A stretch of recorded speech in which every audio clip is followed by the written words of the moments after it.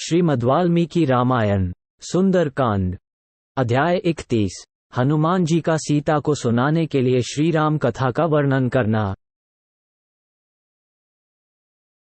इस प्रकार बहुत सी बातें सोच विचार कर महामती हनुमान जी ने सीता को सुनाते हुए मधुर वाणी में इस तरह कहना आरंभ किया।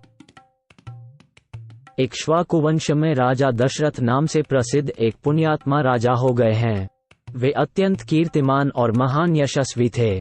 उनके यहाँ रथ, हाथी और घोड़े बहुत अधिक थे। उन श्रेष्ठ नरेश में राजर्षियों के समान गुण थे। तपस्या में भी वे ऋषियों की समानता करते थे।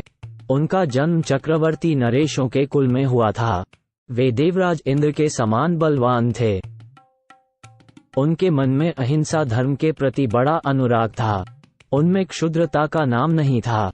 वे दयालु, सत्य पराक्रमी और श्रेष्ठ इक्ष्वाकु वंश की शोभा बढ़ाने वाले थे। वे लक्ष्मीवान नरेश राजोचित लक्षणों से युक्त, परिपुष्ट शोभा से संपन्न और भूपालों में श्रेष्ठ थे। चारों समुद्र जिसकी सीमा है, उस संपूर्ण भूमंडल में सब और उनकी बड़ी ख्याति थी। वे स्वयं तो सुखी थे ही, दूसरों को भी सुख देने वाले थे। उनके ज्येष्ठ पुत्र श्री राम नाम से प्रसिद्ध हैं।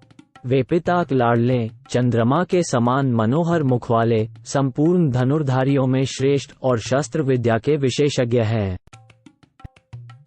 शत्रुओं को संताप देने वाले श्री राम अपने सदाचार के, स्वजनों के, इस जीव जगत के तथा धर्म के भी रक्षक हैं।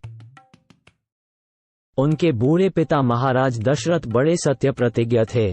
उनकी आज्ञा से वीर श्री रघुनाथ जी अपनी पत्नी और भाई लक्ष्मण के साथ वन में चले आए।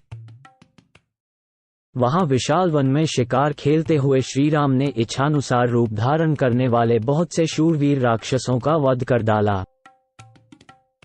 उनके द्वारा जनस्थान के विध्वंस और खरदूषण के वध का समाचार सुनकर रावण ने अमरश्वश जनक नंदिनी सीता का अपहरण कर लिया।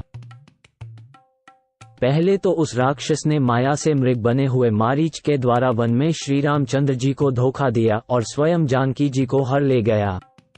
भगवान श्री राम परम साध्वी सीता देवी की खोज करते हुए मतंग वन में आकर सुग्रीव नामक वानर से मिले और उनके साथ उन्होंने मैत्री स्थापित कर ली।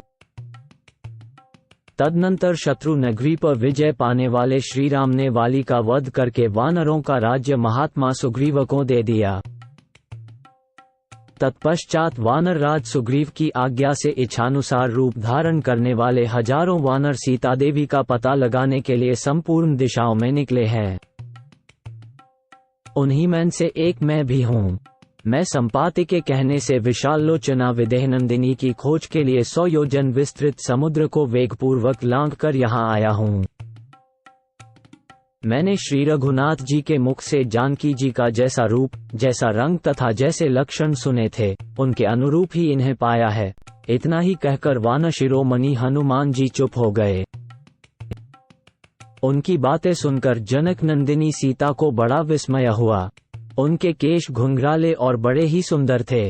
भीरू सीता ने केशों से ढके हुए अपने मुंह को ऊपर उठाकर उस अशोक वृक्ष की ओर देखा। कपि के वचन सुनकर सीता को बड़ी प्रसन्नता हुई।